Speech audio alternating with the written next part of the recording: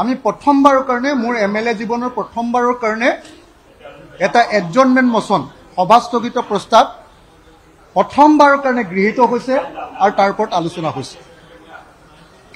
আজি আমি বিৰোধী পক্ষই 4টা দলে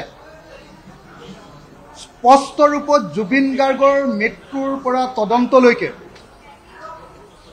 এই সমগ্ৰ প্ৰক্ৰিয়াটোত চলি থকা অনীতি অনিয়ম অবৈধ কাম কাজ আৰু প্ৰকৃত বিচাৰ যে পোৱা নাই আৰু জুবিন গাৰ্গে যে প্ৰকৃত ন্যায় নাপায় এটা এটাকৈ ইয়াৰ আইনগত দিশবিলাক ইয়াৰ পলিচিগত দিশবিলাক আৰু ইয়াৰ যিবিলাক মানে প্ৰেক্টিকেল দিশবিলাক এই আটাইবিলাক দিশ আমি আঙুলিয়াই দেখুৱালোঁ। আজি আপোনালোকে নিশ্চয় দেখিছে যে অসমৰ মুখ্যমন্ত্ৰীজন আজি অনবৰতে উত্তেজিত আৰু ইৰিটেটেড হৈ আছিলে, কাৰণ তেওঁ অন্যায়ভাৱে জুবিন গাৰ্গৰ মৃত্যুৰ তদন্তটো CBIক নিদি আৰু বিদেশত হ'বলগীয়া তদন্ত কোৰ্টৰ জৰিয়তে নকৰি এই গোটেই তদন্তটোক তেওঁ অৰ্থহীন তদন্তত পৰিণত কৰিব খুজিছে আৰু তেওঁৰ চৰকাৰৰ আজি মুখা খুলি দিয়া হ'ল যে এনেকৈ হ'লে কোনো পধ্যে জুবিন গাৰ্গে প্ৰকৃত অৰ্থত কেতিয়াও ন্যায় বিচাৰ নাপায় আৰু হত্যাকাৰীসকলে কেতিয়াও আচলতে শাস্তি নাপাব। আজি আপোনালোকে দেখিছিলে আজি মুখ্যমন্ত্ৰীয়ে আমাৰ দাবী অনুসৰি BNS আৰু BNSS 2023 এটা দফা গাবৰ কাৰণে এটা দফা পাঠ কৰি দিবৰ কাৰণে আজি মুখ্যমন্ত্ৰীক আমি বাধ্য কৰিছোঁ। আজি আমি মুখ্যমন্ত্ৰীক বাধ্য কৰিছোঁ যে জুবিন গাৰ্গৰ মৃত্যুৰ পাছত জুবিন গাৰ্গক অনতি বিলম্বে ভাৰত ৰত্ন প্ৰদান কৰিব লাগে।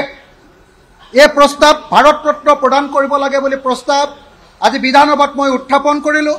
মুখ্যমন্ত্ৰীয়ে সেই প্ৰস্তাৱ গ্ৰহণ কৰিলে আৰু মুখ্যমন্ত্ৰীয়ে ক'লে যে 126 জন বিধায়কৰ কৈ আমি এইটো সমৰ্থন কৰিছোঁ আৰু বিধানসভাৰ অধ্যক্ষ ডাঙৰীয়াক অনুৰোধ জনাইছে যে বিধানসভাৰ তৰফৰ পৰা জুবিন গাৰ্গক ভাৰত ৰত্ন দিবৰ কাৰণে এটা সমূহীয়া প্ৰস্তাৱ ভাৰত চৰকাৰৰ ওপৰলৈ পঠিওৱা হওক।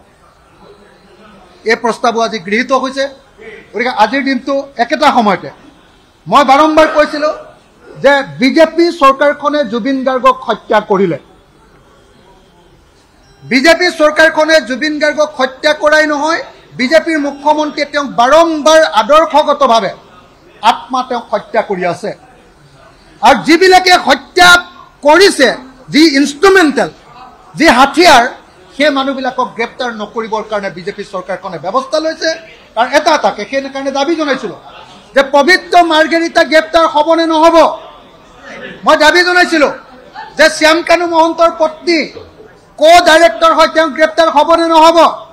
মই দাবী জনাইছিলোঁ যে ৰিণিকী ভূঞা শৰ্মা তেওঁক তদন্তৰ আওতালৈ অনা হ'বনে নহ'ব। মই দাবী জনাইছিলোঁ ইয়াতখনৰ কেপ্টেইনক তদন্তৰ আওতালৈ আনিব লাগিব।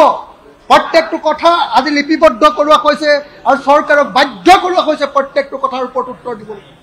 কিন্তু দুৰ্ভাগ্যবশতঃ সদায় মিছা কথা কোৱাৰ নিচিনাকৈ আজি মুখ্যমন্ত্ৰীয়ে মিছা কথা কৈছে। BNSS 112 নম্বৰ ধাৰাটোক তেওঁ বিপথে পৰিচালিত কৰিবলৈ চেষ্টা কৰিছিলে, কিন্তু মই উচিত প্ৰত্যুত্তৰ দিছোঁ। তেওঁক মানে একদম অস্বস্তিত পেলাই দিছোঁ। তেওঁ অশান্তি পাই গৈছে। তেওঁ মানে পলাবলৈ লোৱা এটা অৱস্থাত পৰিণত কৰি দিছোঁ। আপোনালোকে নিশ্চয় দেখিছে সাধাৰণতে মুখ্যমন্ত্ৰীয়ে 2 ঘণ্টা ভাষণ দিয়ে, কাকো ক'বলৈ নিদিয়ে, তেওঁ নিজৰ কথাবিলাক কৈ থাকে, সদায় বা লয়। আজি এটাও তেওঁ তেনেকৈ ক'বলৈ আমি শান্তি দিয়া নাই।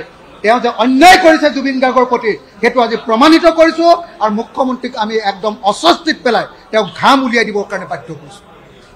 মই আনকি আপোনালোকে নিশ্চয় দেখিছে আপোনালোকে আজি মুখ্যমন্ত্ৰী কেনেকুৱা অস্থিৰ হৈ আছিলে। একেলগতে আপোনালোকে নিশ্চয় দেখিছে মই দেখুৱাই দিছিলোঁ যে তামিলনাডুত কেনেকৈ MLA থকাৰ পাছতো MLA ভাৰতৰ লগত ইংলেণ্ডৰ MLA থকাৰ পাছতো তামিলনাডুত জয়া ললিতা কেনেকৈ বাচি গ'ল কোৰ্টৰ জৰিয়তে কোৰ্ট এই তদন্ত নোহোৱাৰ কাৰণে লেটাৰ ৰোগেটৰী বা লেটাৰ অফ ৰিকুৱেষ্ট নোলোৱাৰ কাৰণে কেনেকৈ জয়া ললিতাৰ কেছটোত ৰেহাই পাইছিলে সেই কথাটো মাদ্ৰাজ হাইকোৰ্টে স্পষ্টকৈ লিখি থৈছে। তাত প্ৰচিডিঅৰ লিখি থৈছে যে বিদেশত তদন্ত কৰিবলৈ হ'লে আমাৰ দেশৰ পৰা সদায় অকল লেটাৰ ৰোগেটৰী থাকিলেই নহ'ব, কি কয় অকল MLA থাকিলেই নহ'ব, লগত লেটাৰ ৰগতৰি পঠিয়াব লাগিব। আৰু লেটাৰ ৰগতৰিৰ জৰিয়তে নাহিলে মানে কোনো পধ্যে যাতে সেই কেছটো যাতে কেতিয়াও নহয়, কোৰ্টত কেতিয়াও এডমিছিবল বুলি যে কৈ দিছে, এই কথাটো মই দাঙি ধৰিছিলোঁ আৰু মুখ্যমন্ত্ৰীয়ে তাৰ উত্তৰ দিবলৈ সক্ষম হোৱা নাছিলে। সেইকাৰণে আজিৰ দিনটো জুবিন গাৰ্গৰ ন্যায়ৰ ক্ষেত্ৰত এটা মাইলৰ খুঁটি আৰু এনেকৈ আলোচনা কৰিবলৈ সুযোগ লাভ কৰাৰ কাৰণে মই ধন্যবাদ জনাইছোঁ।